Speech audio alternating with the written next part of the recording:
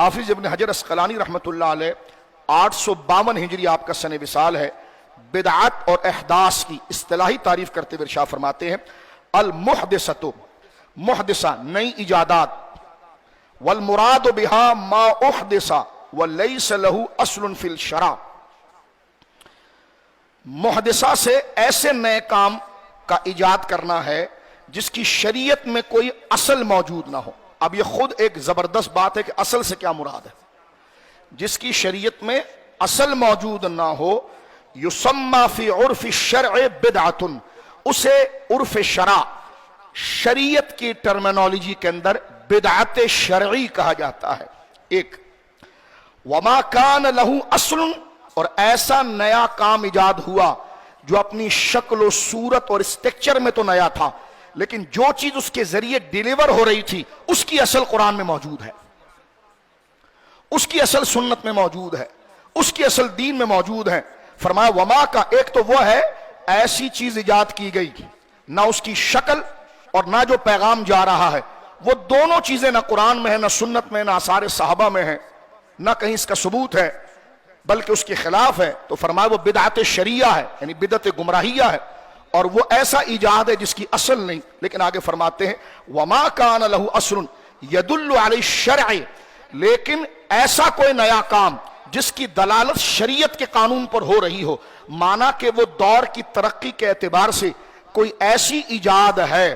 جس کی ساخت، بات، اسٹرکچر شریعت منع نہیں کرتی لیکن وہ ابھی بنا ہے، جیسے لاؤڈ اسپیکر، جیسے مائک، لیکن اس کے ذریعے دین کنوے ہوتا ہے، دین آگے جاتا ہے، تو اب اس کی اصل شریعت میں موجود ہے، کیونکہ دین جا رہا ہے تو صرف اس کی ظاہری اسٹرکچر کو دیکھ کر اس کو بدعت نہیں کہیں گے۔ فرماتے وما کان لہ اصل یدل علی الشرع فلیس بدعہ، لیکن ہر وہ کام جو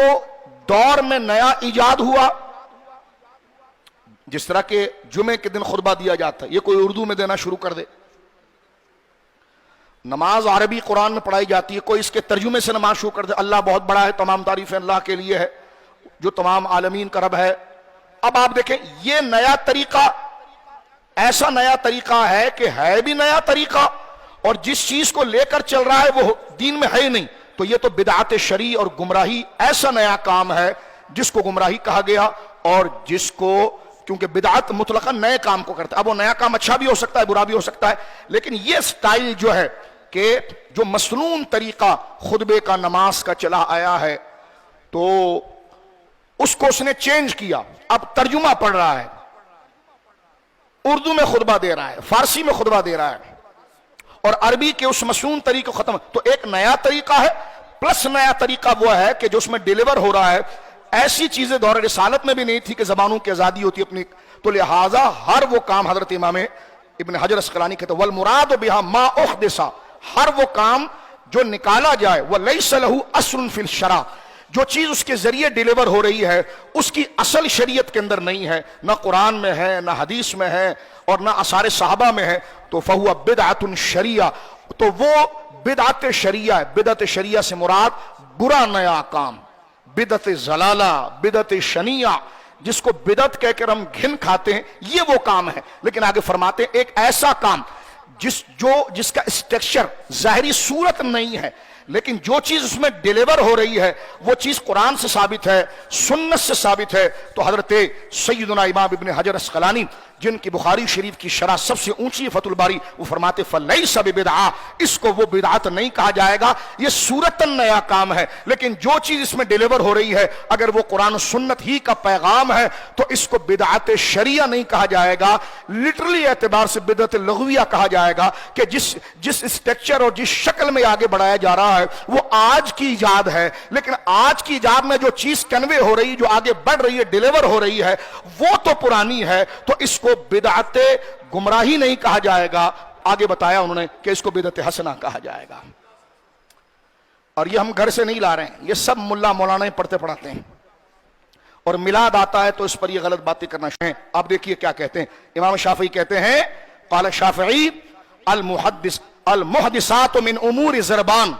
نئی ایجادات کی دو قسمیں ہیں۔ یہ کہتے ہیں کوئی قسمیں نہیں ہوتی، کوئی قسمیں نہیں ہوتی۔ میں نے کہا یہ ابن تیمیہ نے لکھی دو قسمیں ہیں، وقت ہمارے پاس کا سمے، یہ عبداللہ بن باز نے لکھی دو قسمیں، یہ تبلیغی جماعت کا بانی مولوی زکریہ نے جامع ترمذی کی شرح میں لکھی 2 قسمیں، یہ شبیر احمد عثمانی نے فتح الملہم کے اندر مسلم کی شرح میں لکھی 2 قسمیں، 2 چھوڑیے تھانوی صاحب کی زندگی کی آخری کتاب بوادر و نوادر میں انہوں نے لکھا جی 5 قسمیں۔ تو میں ہاتھ جوڑ کر کہتا ہوں کسی ملا کی محبت میں ناراض نہیں ہونا جو شریعت کے غلط تشریح کر کے پورے معاشرے 2 چیزوں کی بڑا غلط، ایک تو شرک کی غلط تعریف کر کے ساری امت کو کافر بناتے ہیں، ایک بدعت کی غلط تعریف کر کے۔ علامہ بدرالدین عینی رحمت جو بخاری شریف کی دوسری شرح عمدۃ القاری یہ بدعت کا معنی کرتے ہیں، فرمایا البدعۃ فی الاصل احداث امر لم یکن فی زمن رسول اللہ صلی اللہ علیہ وسلم۔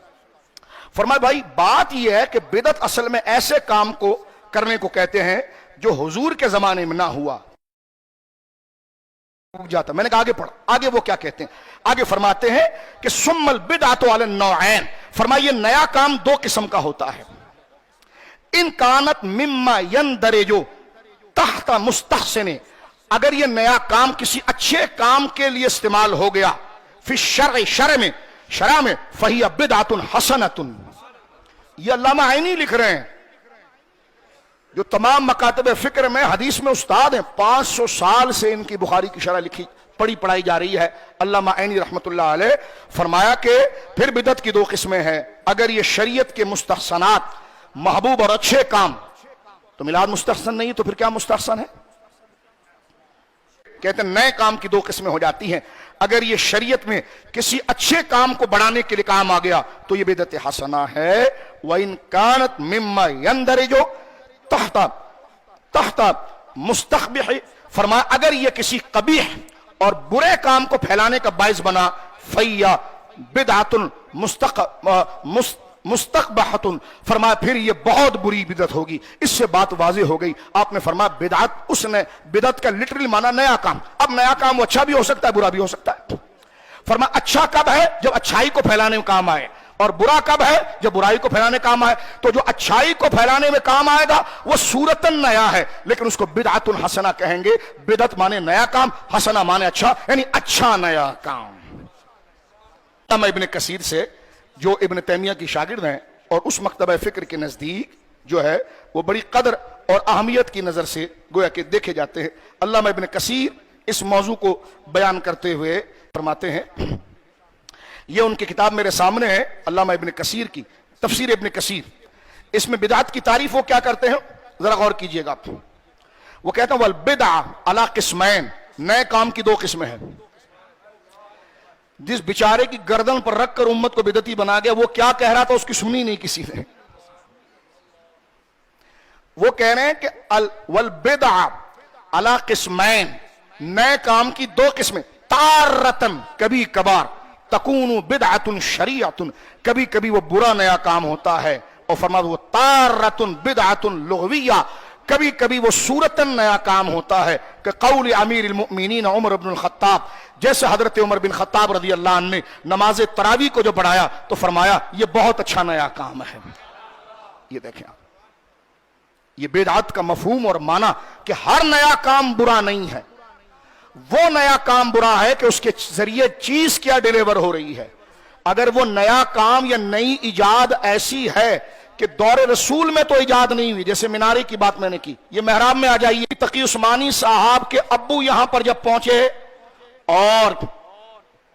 محراب کی جو آیت ہے قرآن میں اس کو حل کرنے لگے تو ان کے قلم نے لکھ دیا کہ دور رسالت میں مسجدوں میں، کیونکہ مسجد کی علامت کیا، اگر یہ محراب آپ ہٹا دیں گے تو باہر سے لگے گا جیسے بنگلہ بنا ہوا ہے، لیکن محراب کی گولائی باہر سے بتاتی ہے کہ مسجد ہے، تو خود وہ لکھتے ہیں کہ جناب محراب رسول اللہ کے دور میں نہیں تھا، صحابہ کے دور میں نہیں تھا، بعد میں ایجاد کیا گیا۔ تو میں نے کہا تم نے پھر کیوں بنایا؟ تمہاری کہتا نہیں، نئے کام پر مواظبت، التزام، ہمیشگی کرنا بدعت ہے۔ تو میں نے کہا تم اپنی ایک مسجد بتا دو جس میں محراب نہ ہو، تم جو نئے کام میں ہمیشگی کرتے ہو، بلکہ سب سے خوبصورت محراب کو بناتے ہو جو حضور کے دور میں نہیں تھا۔ کہتے ہاں بنانا تو جائز ہے لیکن ضروری نہ سمجھا جائے، کیونکہ کچھ اپنی بات بھی رکھنی تھی نا، کچھ اپنی بات بھی رکھنی تھی، ضروری نہ سمجھا۔ ضروری کا معنی میں کر دیتا ہوں، یعنی فرض نہ سمجھا جائے، واجب نہ سمجھا جائے، اور ضروری کہ جس کو چھوڑنے والے کو گناہگار کہا جائے. یہی بات میلاد کے اندر کہی جاتی ہے کہ محض مستحب ہے، ضروری نہیں، فرض نہیں ہے، واجب نہیں ہے، جو نہ کرنا چاہے نہ کرے. علامہ شامی کے ماموں علامہ عبدالغنی نابلسی علیہ رحمت سے پوچھا گیا کہ مینارہ نہ رسول اللہ کے دور میں تھا نہ صحابہ کے دور، یہ تو عمر بن عبدالعزیز نے آبادی بڑھنے کے بعد مینارے ایجاد کیے تاکہ مؤذن ادھر کھڑے ہو کر زور سے آواز دے سکے. فرمایا اس کی شرعی حیثیت کیا ہے؟ تمام علماء نے کہا یہ اپنی بناوٹ میں، یہ اپنے اسٹرکچر میں نیا ہے، لیکن اذان اس کے ذریعے جا رہی ہے تو یہ بھی سنت ہو گیا ہے. اس کو کہتے بدعت لغویہ، بدعت حسنہ، جو اپنی ایجاد میں نیا ہو لیکن وہ ایجاد کو بھی شریعت منع نہ کرتی ہو. شریعت بتائی قرآن کی کون سی آیت ہے کہ جس میں مسجد کی طرح ایسا مینارہ بنانا منع ہے؟ نہیں ہے، حدیث میں نہیں ہے. تو صرف ضرورت یہ پیش آئی کہ آبادیاں بڑھ گئیں، اب آواز کیسے پہنچے گی؟ تو عمر بن عبدالعزیز رحمت اللہ علیہ نے مینارہ بنایا، اس پر مؤذن چڑھ کے جب آواز دیتا تو اونچی جگہ سے جب آواز دے گا تو آواز پوری بستی کے اندر جائے گی. لیکن علماء تو علماء تھے، انہوں نے کہا سوال کیا، سرکار کے دور میں تو ایسی مسجد نہیں تھی، یا آپ نے ساتھ میں مینارہ کھڑا کر دیا ہے. ٹھیک ہے، اب ظاہر سی بات ہے جو مینارہ کھڑا کیا ہے وہ ثواب ہی کی نیت سے کھڑا کیا ہوگا نا، جب اس کا چندہ کیا ہوگا کہ مٹی چاہیے، گارا چاہیے، سریا چاہیے، ثواب ہی کی نیت سے. پوچھا گیا اس مینارے کی کیا حیثیت ہے جو خلفائے راشدین کے دور میں نہیں تھا، سرکار کے دور میں نہیں تھا؟ تو علماء نے کہا یہ مینارہ خود سنت کا درجہ اختیار کر گیا. کیوں؟ کیونکہ اس سے سنت کا پیغام ڈیلیور ہو رہا ہے، اذان ڈیلیور ہو رہی ہے، اذان کے لیے معاون بن رہا ہے. یہ صورت میں نیا ہے لیکن جو پیغام پہنچایا جا رہا ہے اس کی اصل تو شریعت کے اندر موجود ہے. تو لہٰذا اس کو بری بدعت نہیں کہیں گے، یہ وہ نیا کام ہے جس کی حضور نے خود تحسین فرمائی ہے حدیث پاک میں کہ من سن فی الاسلام سنتا حسن، من سن جو ایجاد کرے، نکالے، فی الاسلام دین میں سنتن ایسا طریقہ حسنہ کہ جو اچھا طریقہ ہو، تو سرکار نے فرمایا نکالنے والے کو اس کو اجر ملے گا. اگر وہ حضور کے دور میں تھا تو سنہ کیوں کہا گیا، ایجاد کی بات کیوں کی گئی؟ ظاہر سی بات ہے جیسے مائک کی بات ہے، میں نے آپ کی خدمت میں بھی عرض کی.